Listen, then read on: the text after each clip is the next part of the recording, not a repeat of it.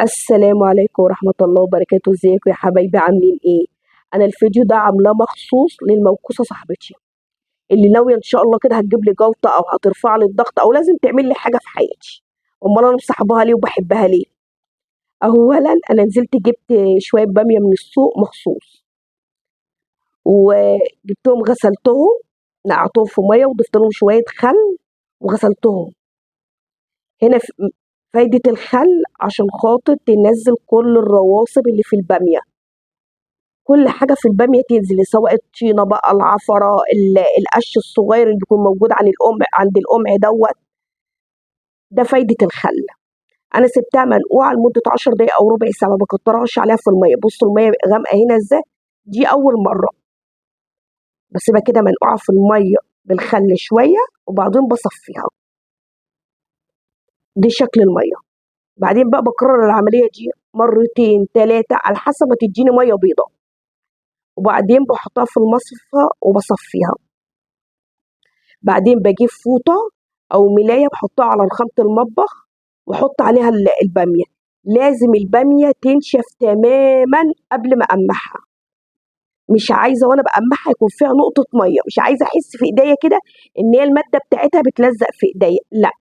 أنا عايزة وأنا بقمع البامية تبقى البامية ناشفة تماما. هاتي بقى كوباية الشاي بتاعتك الحلوة. جبتي كوباية الشاي ولا لسه؟ المهم أنا جبت بقى كوباية الشاي وقعدت كده قدام التلفزيون وقمعت البامية. خلصت الكمية كلها اللي عندي.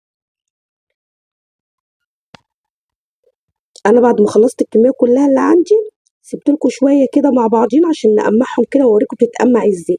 أنا أولا بشيل البوز اللي تحت كده اللي في البامية، أو الزر بتاع البامية اللي تحت دوت، أو البوز، والنبي ما عارفة هما بيسموه ايه. لو حد يعرف هما بيسموه ايه اكتبوا لي في التعليقات، أو حد يقول لي يعني أبقى معلومة خدتها. وأمسك هنا البامية بقمعها. أنا بمسك البامية بلفها كده، باحطها على حرف السكينة وبالف البامية، بالف البامية حوالين السكينة بيطلع لي القمع بقى.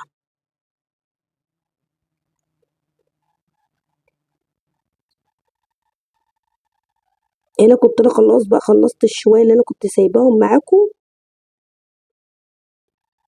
هنا البامية وأنا بخزنها ما بحطهاش في أي مية خالص، ولا مية ساقعة ولا مية سخنة ولا مية من الحنفية ولا مية من عند الجيران ولا أي مية خالص. أنا البامية دي عندي 3 خطوات: أجيبها أغسلها أنشفها كويس، أعبيها في الأكياس وأشيلها. بُص أنا هنا كنت باوريكِ إن البامية ناشفة تمامًا، ما فيهاش ولا نقطة مَيّة.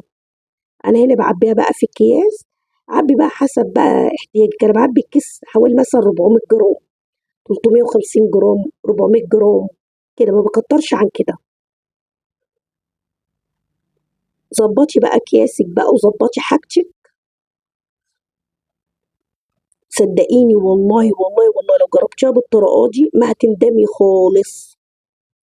أنا هنا بقى كنت خلصت الكمية اللي عندي، وأهم حاجة في الخطوة ديّة لازم أطلّع منها الهوا.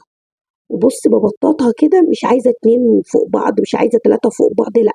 أنا عايزة البامية تبقى مفروضة في الكيس. أولًا فايدة التبطيط هنا بتاعة الكيس اللي أنا البامية تبقى مفروضة كلّها، دي نقطة. النقطة التانية ما تاخدش معايا مساحة في التخزين.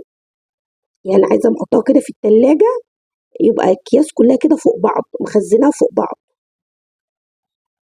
اللي أنا برضه أوفّر في المساحة، وفي نفس الوقت مش عايزة البامية كده تبقى ماسكة في بعضيها، لأ، عايزاها تبقى مفرهدة كده أو مفرولة أو أي حاجة يعني، ما تعلّقوش. أنا خلاص كنت خلّصت الكمية اللي عندي. بُصّي بقى، كيسين البامية دول عندي من السنة اللي فاتت، والله العظيم عندي من السنة اللي فاتت. بُصّي هاورّيكِ وهافتح لِك واحد إزاي دلوقتي. الخضار زي ما هو، البامية نازلة الواحدة بوحدتها. هنا عشان أنا ما حطيتش فيها مَيّة خالص. أولًا لمّا بنسلق البامية في مَيّة أو بننزّلها في مَيّة بنفقد القيمة الغذائية بتاعتها. ثانيًا بنغيّر لونها، مهما تقعد معاكِ بتلاقيها ملزقة كده. بُصّي أنا باوريكِ الواحدة بوحدتها، وبُصّي خضارها والله العظيم زي ما هو، لو قعدت معاكِ سنة 2 زي ما هي.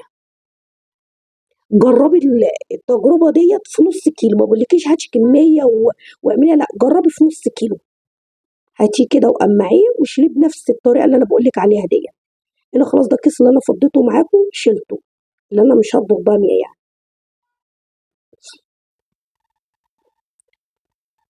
دي بقى الوكسه اللي انا رحت عند صاحبتي وكانت عازماني على الغدا، وقالت لي تعالي اقفي معايا في المطبخ واحنا بنطبخ، يعني انا والنبي رايحه معزومه عند حد تقول لي تعالي اطبخي.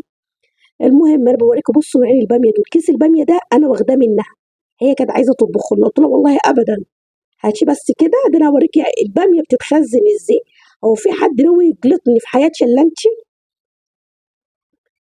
بصي قلت لها انت بتعمليها ازاي؟ قالت لي انا بجيب الباميه بغسلها وبسيبها لما تتصفى، وبعدين بغلي ميه وبنزل بيها في الميه بمعلقه خل ومعلقه سكر. قلت لها ماشي، وبعدين؟ قالت لي وبعدين الميه بتغلي بنزل بيها في الميه وبعدين برفعها في ميه سخنه. بصي هنا الميه بتعمل تلج حوالين الباميه ازاي، واولا غيرت لونها، ثانيا بيبقى فيها ماده كده ملزقه، بس